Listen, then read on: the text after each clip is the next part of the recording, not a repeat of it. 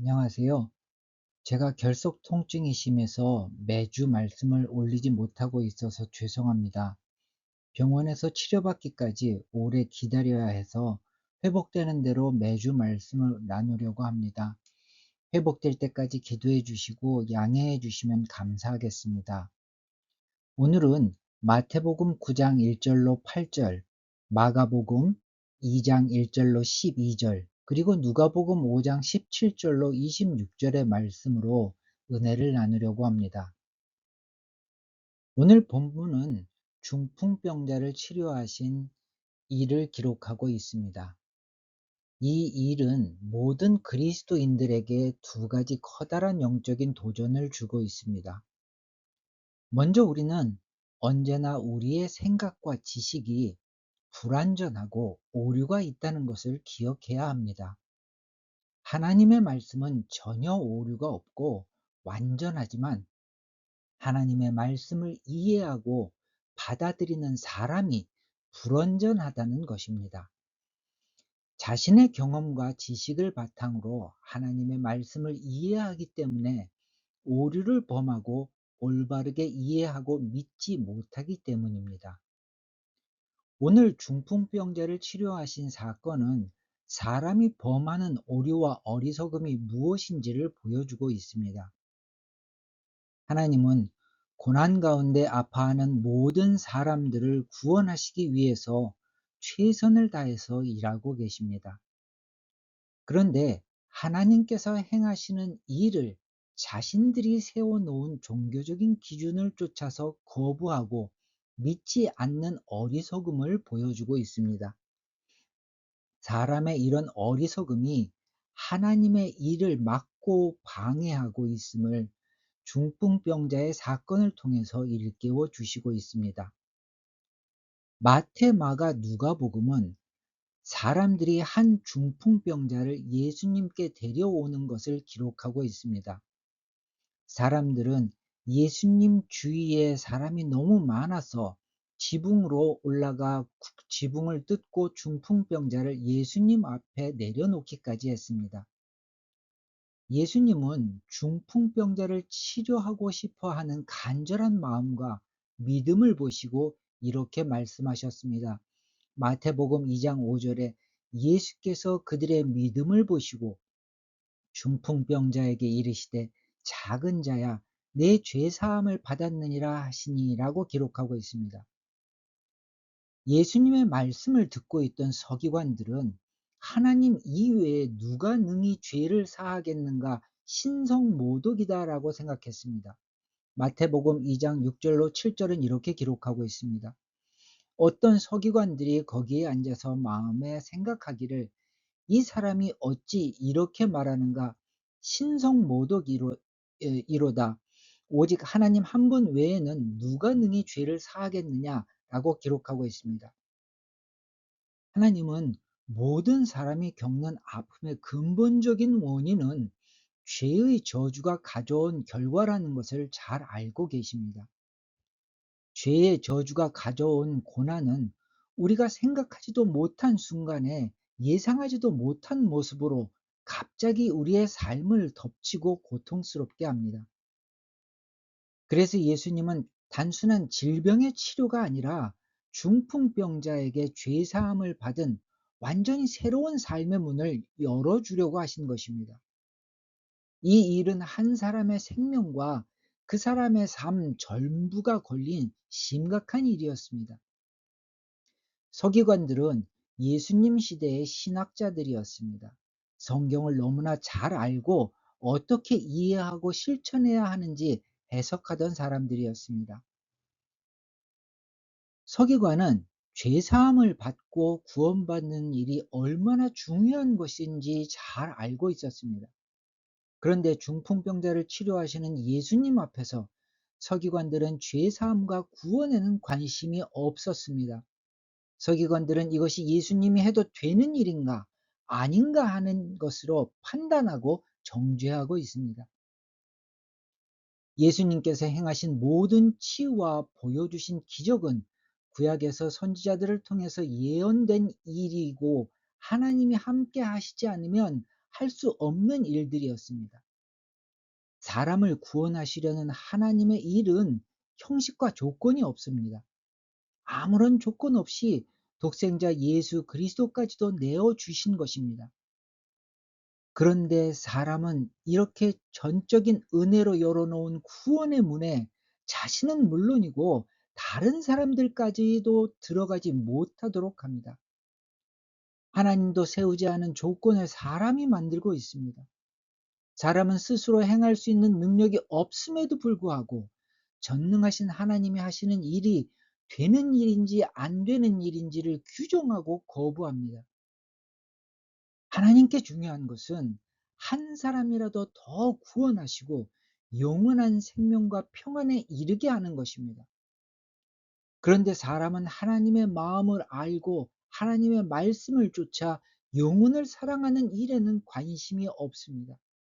자기 의로움을 내세우며 교만함으로 하나님의 일까지도 판단하고 정죄할 뿐 아니라 거부하고 있습니다. 오늘을 살고 있는 우리는 어떤가요? 우리도 서기관들과 같은 오류를 범하고 있습니다. 특별히 성령이 하시는 일에 대해서 우리의 생각과 판단을 앞세우고 있습니다. 이 시대에 더 이상 성령이 일하지 않는다고 말하는 사람들이 있습니다. 성령의 은사를 사람의 생각에 따라 제한하고 판단하는 일을 두려움 없이 저지르고 있습니다. 성령은 하나님이십니다. 그리고 성령께서 이 세상에 오셔서 어떤 일을 하실 것인지에 대해서 말씀하신 분이 예수님이십니다. 예수님께서 말씀하신 것 이상도 이하도 사람이 자신의 경험과 지식으로 판단할 수 없는 분이 성령이십니다. 예수님은 성령께서 이 땅에 오셔서 사람들을 위로하고 중보하며 하나님께서 약속하신 말씀을 이루시는 분이라고 말씀하셨습니다. 그리고 죄에 대해서, 의에 대해서, 심판에 대해서 알게 하시고 사람이 죄에서 떠나 거듭나게 하시는 분이십니다. 그래서 예수님께서는 성령이 임하시면 권능을 받고 사마리아와 땅끝까지 이르러 증인이 되라고 제자들에게 말씀하셨습니다. 그뿐 아니라 예수님은 또 이렇게 경고하셨습니다. 마태복음 12장 31절과 32절에 그러므로 내가 너희에게 이르노니 사람에 대한 모든 죄와 모독은 사하심을 얻되 성령을 모독하는 것은 사하심을 얻지 못하겠고 또 누구든지 말로 인자를 거역하면 사하심을 얻되 누구든지 말로 성령을 거역하면 이 세상과 오는 세상에서도 사하심을 얻지 못하리라 경고하셨습니다. 예수님이 오직 하나님께서 말씀하신 것을 다 이루신 것처럼 성령은 자신의 뜻과 의지가 아니라 성경에서 하나님께서 말씀하신 모든 것을 이루시는 분이시기 때문입니다. 성령을 거부하고 모욕하는 것은 곧 하나님을 거부하고 모욕하는 일이 되는 것입니다. 하나님은 사람이 정하는 일을 하시는 분이 아닙니다. 또한 하나님의 일을 하심에 사람의 허락을 필요로 하지 않으십니다. 하나님은 스스로 존재하시는 전능하신 하나님이십니다. 사람은 겸손함으로 하나님의 일에 순종하고 하나님께서 인도하심에 올바르게 구별할 수 있도록 절대적으로 하나님을 의지해야 합니다. 우리가 무엇을 기도해야 할지 알지 못할 때 우리를 위해서 중보해 주시는 분이 성령이십니다. 그리고 우리의 모든 간구함에 성령께서 응답하시고 일하십니다. 그럼에도 불구하고 사람은 자신의 생각을 고집하고 하나님의 말씀에 순종하지 않고 있습니다. 예수님 시대의 서기관들과 똑같은 어리석음을 저지르고 있습니다. 오늘 말씀에서 서기관들의 모습을 통해서 우리의 어리석음에서 깨어나라고 예수님은 말씀하시고 계십니다. 우리가 해야 하는 것은 판단하기보다 기다리며 인도하심을 믿고 의지하는 것입니다. 우리가 앞서서 일하는 것보다 더딘 것 같아도 인내하며 하나님께서 일하시는 것을 쫓아가는 것이 더 온전한 열매를 맺기 때문입니다. 중풍병자의 치유가 보여주는 두 번째 영적인 도전은 아무리 어렵고 불가능해 보이는 일이 있어도 포기하지 않고 하나님께 믿음으로 기도하고 맡기는 것입니다. 중풍병자를 메어온 네 사람은 중풍병자의 삶을 예수님께 온전히 맡겼습니다.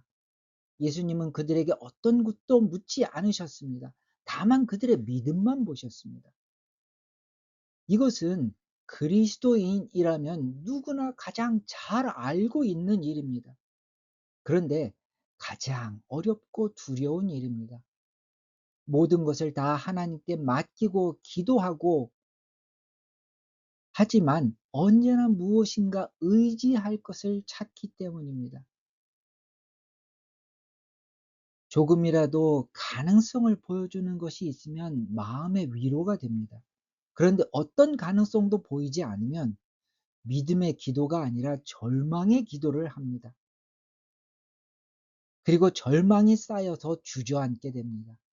시편은 이렇게 절망하며 절규하는 모습을 솔직하게 보여주고 있습니다.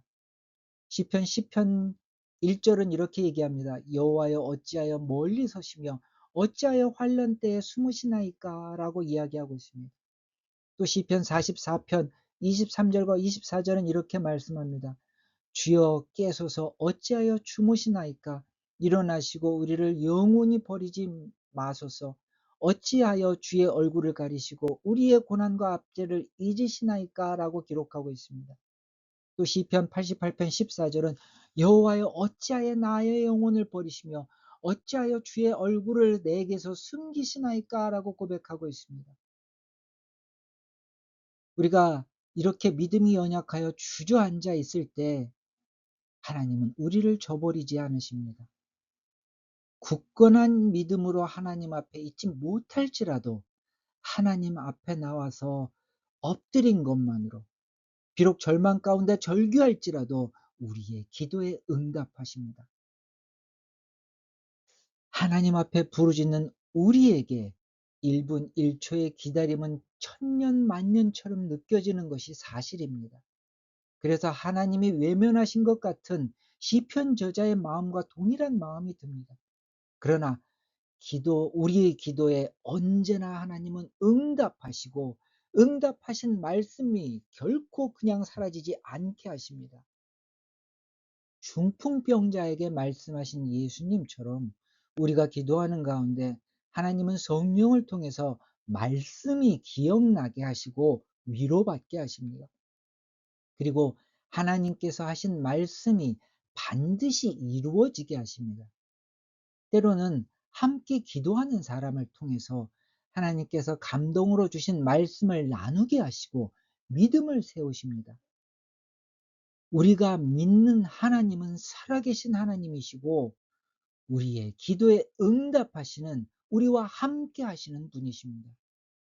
오늘 말씀이 우리에게 주는 교훈을 마음에 새기고 항상 겸손하고 인내하는 마음으로 하나님의 인도하심에 순종하며 모든 일에 믿음으로 하나님께 나아가는 모두가 되시기를 간절히 축원드립니다. 다 같이 기도하시겠습니다. 하나님, 항상 겸손한 마음으로 인내하며 하나님의 인도하심에 순종하는 사람이 되기를 소망합니다. 주님, 저의 고집스러움과 어리석음, 그리고 연약함을 붙들어 주시옵소서. 고집스럽게 살지 않게 하시고 성령과 함께하여 정말 하나님께서 주시는 분별의 지혜를 쫓아 아버지의 말씀을 쫓아 사는 사람이 되게 하여 주시옵소서. 연약한 믿음 가운데 주저앉아 있지 않게 하시고 당신의 손길로 붙들어 일으켜 세워주시되 하나님 간구하오니 하나님의 말씀에 믿음의 뿌리가 내릴 수 있도록 도와주시옵소서. 항상 성령과 동행하는 삶이 되기를 간구하오며 예수 그리스도의 이름으로 기도드립니다. 아멘.